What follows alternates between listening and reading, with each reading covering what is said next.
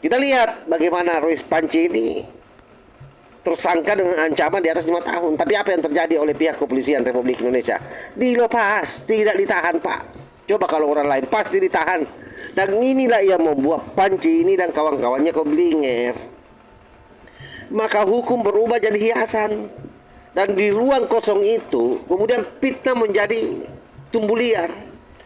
Kebohongan diproduksi terus-menerus.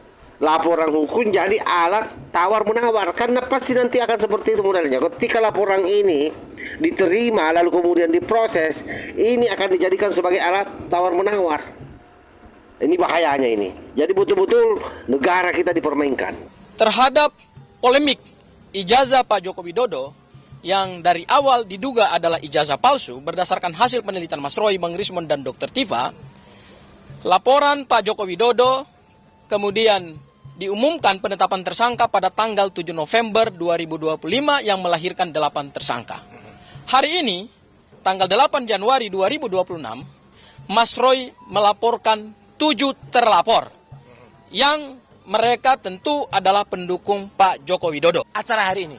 Dan pada saat itu juga sudah mulai ada yang kelihatan kayak cacing kepanasan.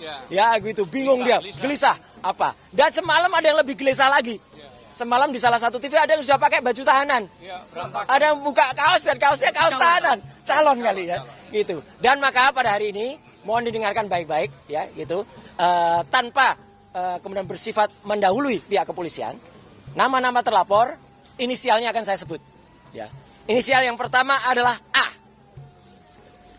Inisial yang kedua adalah B. Inisial yang ketiga adalah D. Inisial yang keempat adalah F. Inisial yang kelima adalah L, inisial yang kelima adalah U, dan inisial yang keenam adalah U, dan inisial yang ketujuh adalah V. Jadi A, B, D, F, L, U, V. Itu adalah orang-orang yang kami laporkan.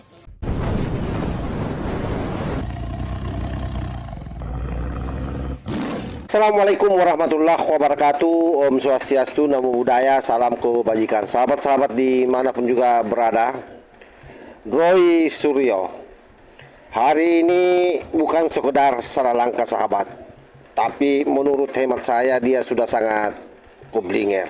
Seorang tersangka dalam kasus dugaan fitnah dan pencemaran nama baik, yang dugaan ancaman pidananya ini di atas 5 tahun, tapi tidak ditahan. Dan bukan hanya bebas, tapi dia justru menyerang balik, melaporkan 7 YouTuber sekaligus.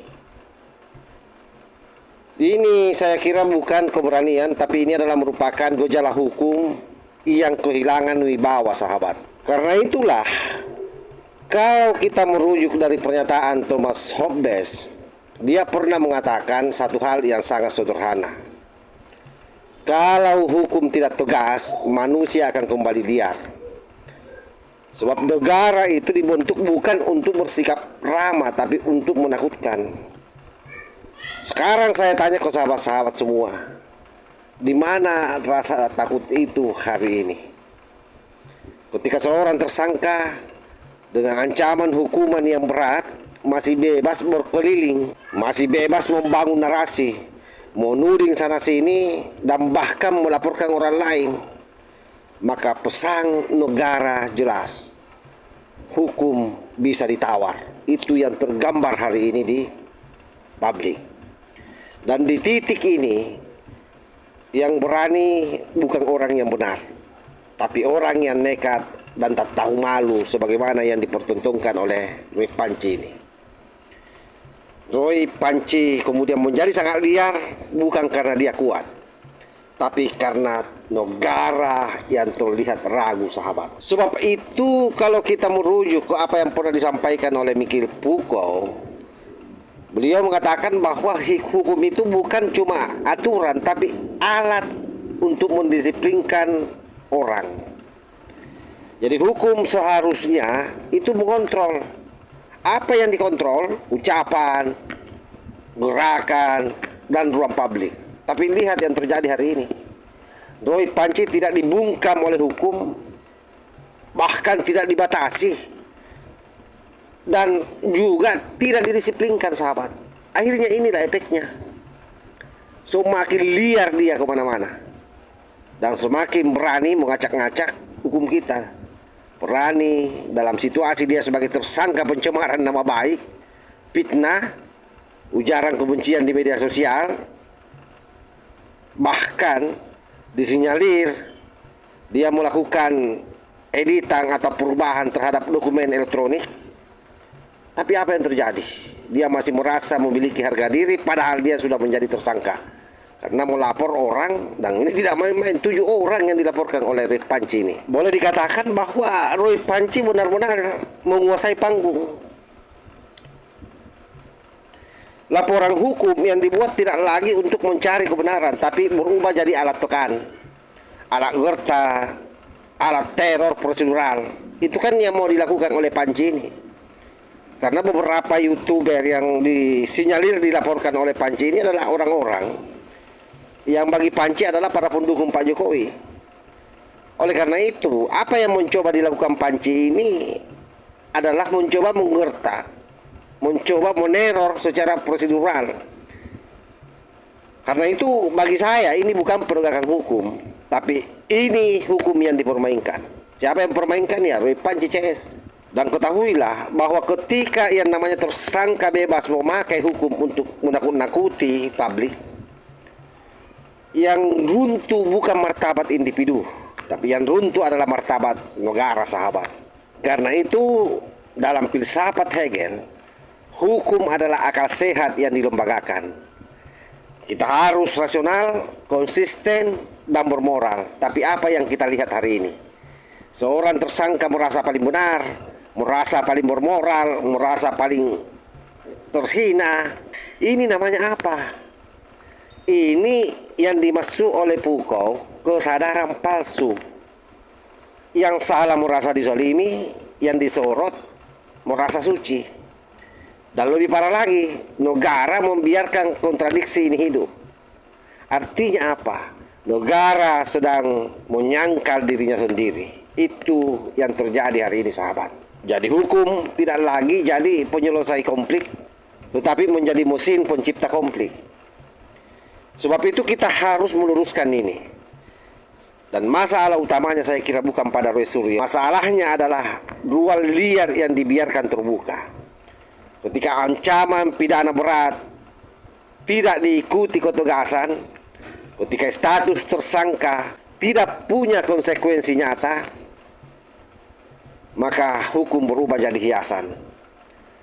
Kita lihat bagaimana Roy Panci ini tersangka dengan ancaman di atas 5 tahun. Tapi apa yang terjadi oleh pihak kepolisian Republik Indonesia? Dilepas, tidak ditahan, Pak. Coba kalau orang lain pasti ditahan. Dan inilah yang membuat Panci ini dan kawan-kawannya keblinger. Maka hukum berubah jadi hiasan.